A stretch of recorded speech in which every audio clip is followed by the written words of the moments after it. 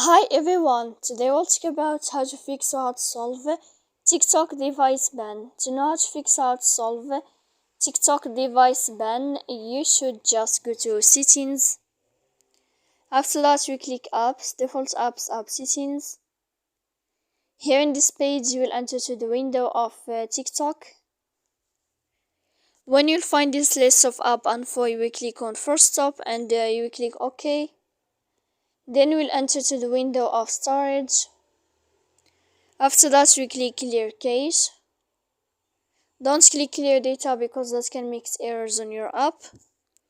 Here we go to click Play Store. If you will find update, you can click to update your app, or you can just click uninstall your app and you can install it again to fix that problem.